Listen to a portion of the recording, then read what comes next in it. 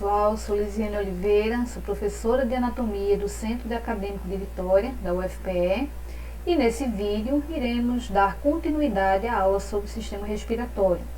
No vídeo passado, iniciamos nessa temática com o sistema respiratório, falando sobre nariz, cavidade nasal e seios paranasais. E nesse vídeo continuarei com as vias aéreas superiores, falando sobre a faringe e a laringe.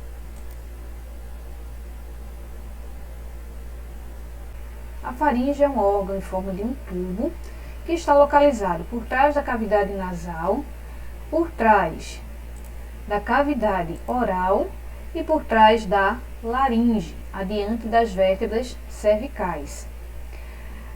A faringe ela é um órgão que pertence a dois sistemas, portanto ela apresenta uma função dupla. Tanto é um órgão de passagem do ar, entrando pela cavidade nasal e descendo pela laringe, como também é um órgão que permite a passagem do alimento da cavidade oral para o esôfago. Então, nessa região aqui, podemos delimitar um cruzamento aerodigestório. Então, por isso que a faringe é um órgão que pertence aos dois sistemas. Tanto pertence ao sistema respiratório, quanto pertence ao sistema digestório, tá? Então, essa é uma vista aqui de um corte sagital da faringe, mostrando suas relações com a cavidade nasal, com a cavidade oral, com a laringe.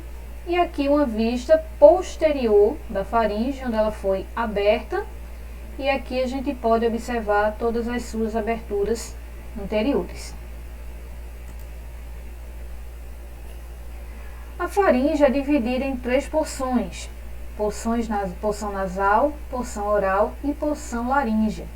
E essa divisão é realizada de acordo com as suas relações com a cavidade nasal, com a cavidade oral e com a laringe, respectivamente. A porção nasal ela se estende desde a base do crânio e vai até a altura da margem da úvula. A porção oral ela vai desde a úvula até a margem superior da cartilagem epiglote. E a porção laríngea ela vai desde a cartilagem epiglote até a margem superior da cartilagem cricoide.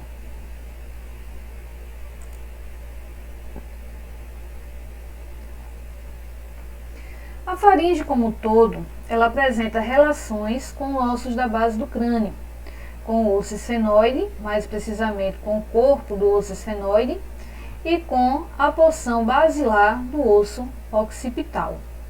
Posteriormente, como um todo, ela se relaciona com as primeiras vértebras cervicais e inferiormente ela se relaciona com o esôfago. Cada uma de suas partes vão apresentar relações diferentes. A porção nasal da faringe relaciona-se anteriormente com a cavidade nasal e o limite entre elas, como já vimos no vídeo passado, são as coanas, a abertura posterior da cavidade nasal. Então, a partir das coanas, nós temos o início da faringe. Lateralmente, a faringe ela se relaciona com o conjunto vasculonervoso, contendo a carótida, a jugular e o nervo vago que estão passando ao lado dessas regiões. Posteriormente, a cavidade nasal, a porção nasal da faringe relaciona-se com as duas primeiras vértebras cervicais, o atlas e o axis. E inferiormente, a porção nasal da faringe relaciona-se com a porção oral da faringe. A porção oral da faringe relaciona-se anteriormente com a cavidade oral e o limite entre as duas são o istmo das fauces, que é o conjunto de estreitamentos da garganta. Então, nós temos as pregas palatoglote e palato-faríngea. A partir da prega palato-faríngea, nós temos o início da porção oral da faringe.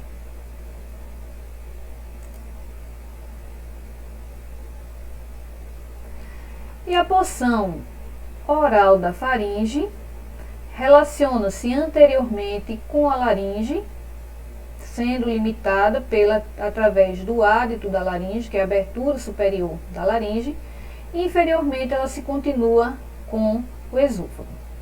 Nessa região aqui, lateralmente, encontramos ainda os lobos da glândula tireoide. Glândula tireoide, podemos observar aqui nessa região. E relaciona-se também com nervos laríngeo com o plexo simpático carotídeo.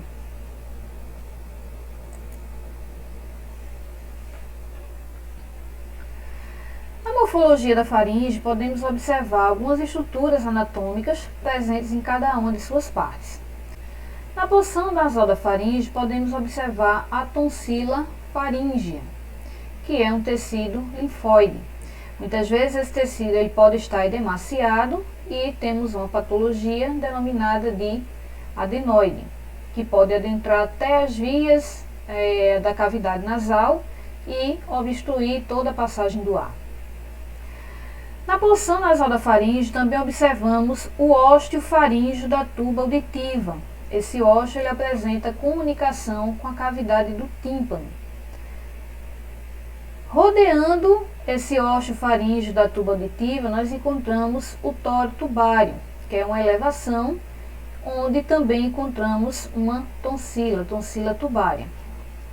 Anteriormente a esse tório tubário, ele desce com uma prega, chamada de salpingo faríngea, e posteriormente com uma outra prega, a prega salpingo palatino.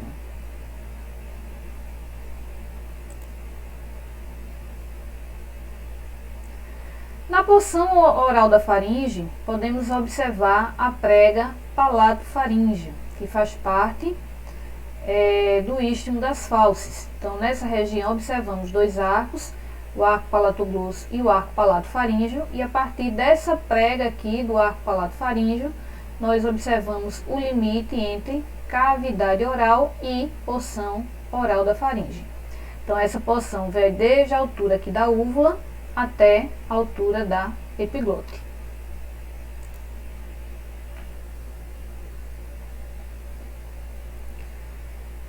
E na porção laríngea da faringe, nós observamos aqui o ádito da laringe, que é a abertura de entrada da laringe, e observamos de cada lado também os recessos piriformes.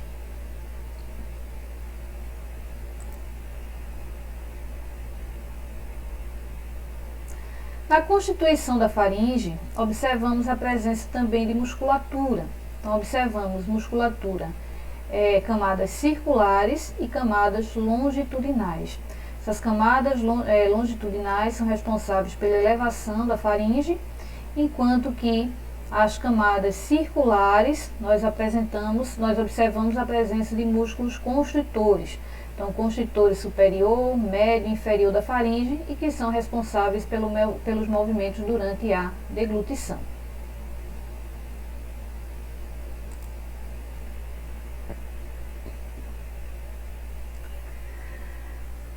Depois da faringe, nós observamos a presença da laringe. A laringe é um órgão tubular cartilaginoso que se comunica com a faringe e com a traqueia. Está localizada na parte média e anterior do pescoço, adiante da faringe e abaixo do ocioide, e ainda acima da traqueia. Suas funções é atuar como uma válvula durante a deglutição, manter aberta a via para a passagem de ar e exercer um papel importante também na fonação. É na laringe que se dá a produção da voz e a vocalização, produção dos sons.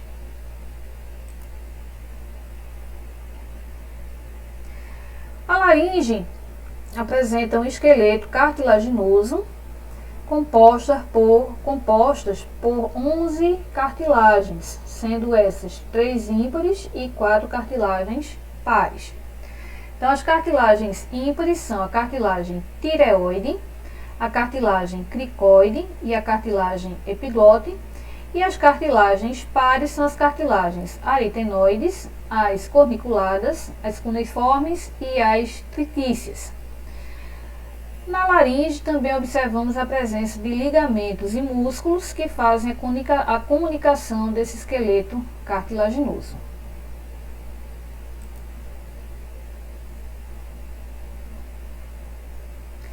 A laringe ela tem um formato aproximadamente piramidal, um formato triangular com a base voltada para cima em relação com a raiz da língua e com o ocioide, como podemos observar aqui nessa imagem, e um ápice voltado para baixo, contínuo com a traqueia. Então essa laringe ela apresenta uma continuação com a traqueia. As faces anterolaterais direita e esquerda estão em contato com a glândula tireoide, localizada também nessa região anterior do pescoço, e a face posterior confunde-se com a face anterior da laringe. A cartilagem tireoide é a principal cartilagem que dá forma à laringe. Ela tem um formato semelhante a uma borboleta e está localizada abaixo do ocioide, interligada a ele através dessa membrana aqui, tireoide, e está localizada acima da cartilagem cricoide. É uma cartilagem importante porque na sua face posterior se inserem as pregas vocais.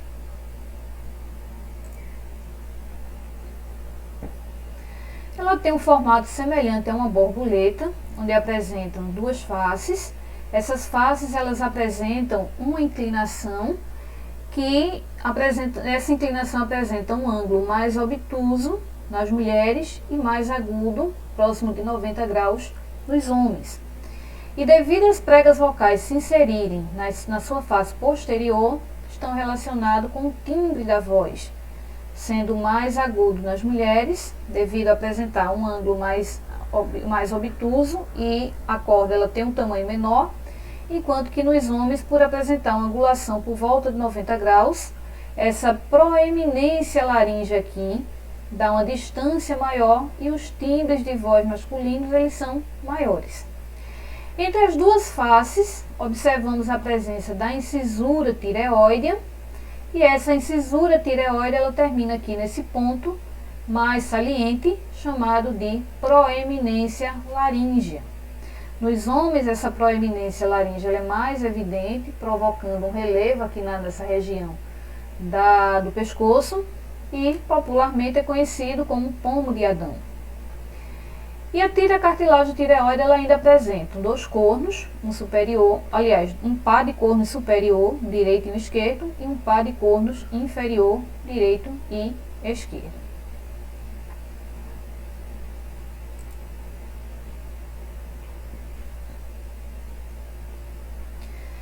A cartilagem cricoide é uma cartilagem mediana localizada abaixo da cartilagem tireoide.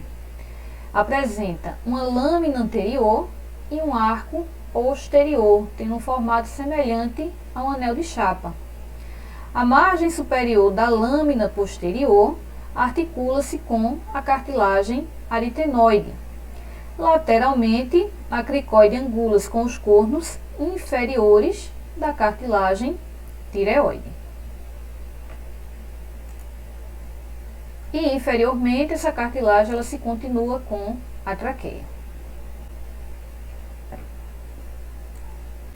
A cartilagem epiglote é uma cartilagem ímpar e mediana ligada inferiormente à cartilagem tireoide na sua porção posterior. Está situada posterior ao ocioide e a base da língua, próxima aqui à base da língua, e em frente ao ádito da laringe. A cartilagem epiglote é uma cartilagem muito importante durante a deglutição, porque ela fecha a passagem do ádito da laringe, impedindo que o bolo alimentar entre nas vias respiratórias e seja conduzido para o esôfago, para a cavidade correta. Então, tem o formato de uma folha peciolada. A porção superior é larga e livre, e a inferior, o pecíolo da epiglote, é pontiagudo e se insere na parte posterior da glândula tireoide.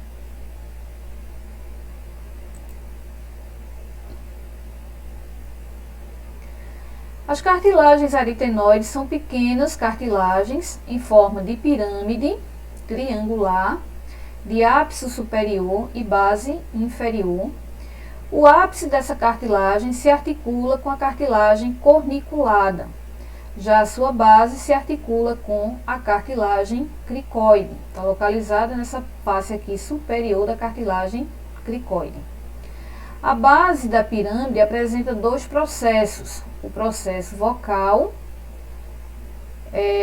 e o processo muscular.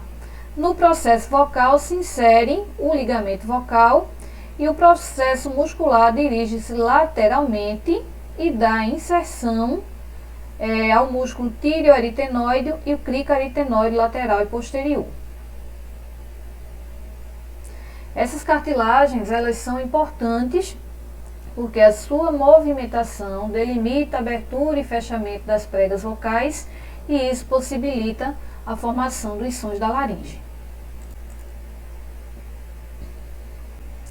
As cartilagens cuneiformes são duas cartilagens em forma de nódulos que se formam nessa prega aqui, denominada de prega ariepiglótica, que vai desde a margem lateral da cartilagem epiglótica até aqui na inserção da cartilagem, entre a cartilagem corniculada e a cartilagem aritenoide. Nessa imagem aqui observamos uma imagem dissecada, enquanto que nessa imagem aqui, onde está parcialmente todo o tecido em volta, observamos dois pequenos nódulos. Então, o primeiro nódulo é o relevo dessa cartilagem corniculada, enquanto que esse segundo nódulo aqui é o relevo da cartilagem cuneiforme.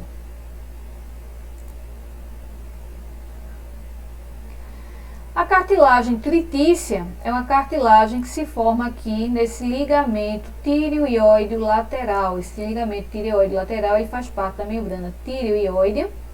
E aqui se forma esse pequeno nódulo entre o corno superior da cartilagem tireoide e essa extremidade aqui do osso hioide. E a cartilagem corniculada, ela está localizada aqui nessa margem nessa extremidade superior da cartilagem aritenoide e nela também se insere essa prega ariepiglótica.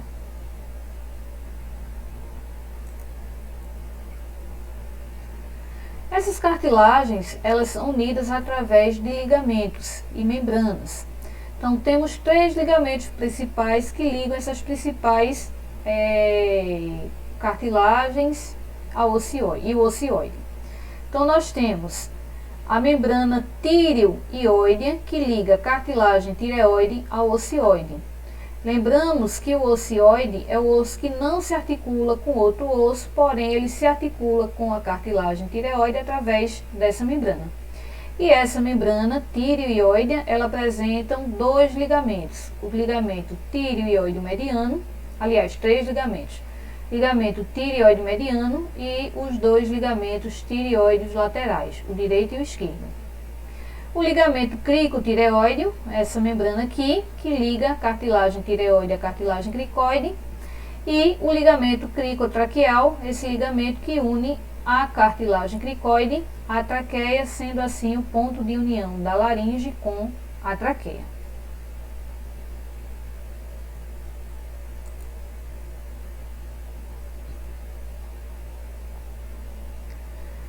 Na laringe, observamos também a presença de musculatura.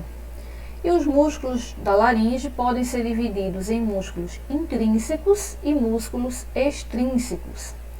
Os músculos intrínsecos são músculos divididos em esfínteres, que são os adutores, que fecham a laringe, e músculos dilatadores ou abdutores, que dilatam a laringe, enquanto que os músculos extrínsecos são musculaturas que têm origem em outras estruturas e movimentam o órgão como um todo. São divididos em levantadores e abaixadores. Não vou entrar em detalhes sobre essa musculatura, pois seria uma aula apenas sobre esses músculos.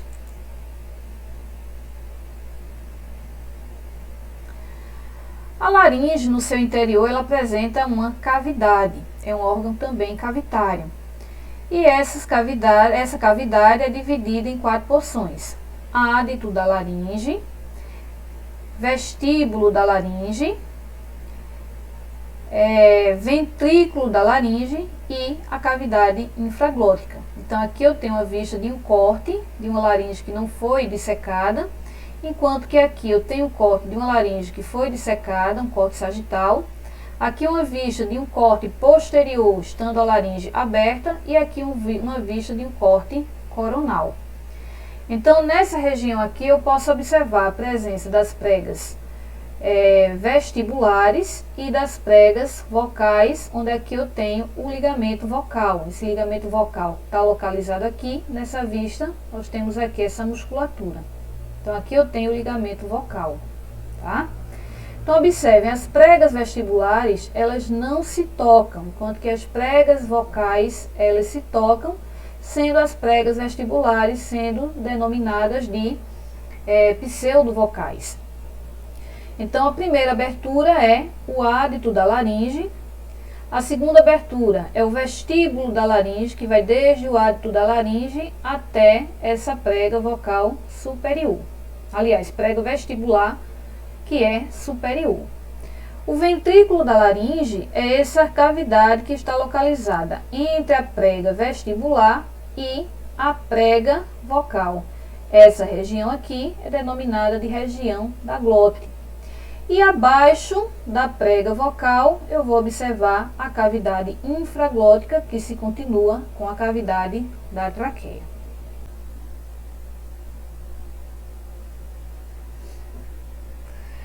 Essas imagens representam uma vista superior da laringe, onde eu vou ter a cartilagem tireoide, a cartilagem aritenoide corniculada, e aqui nessa região eu vou encontrar as pregas vocais. Eu tenho aqui toda a musculatura que é responsável pela movimentação da cartilagem aritenoide, e dessa forma essas pregas elas se juntam ou se separam durante a passagem do ar, quando essa musculatura está relaxada, e quando essa musculatura aqui ela está contraída, essas aritenoides elas se juntam, e durante a passagem do ar por essa fenda que se forma, nós temos a vibração e formação da voz.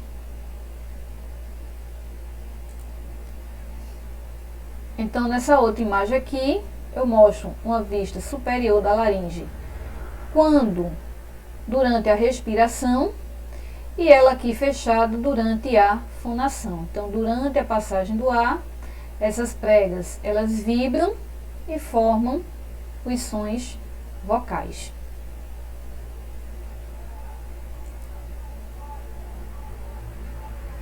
Então é isso, pessoal. Espero que vocês tenham entendido, que vocês tenham gostado. E no próximo vídeo continuaremos com as vias aéreas inferiores.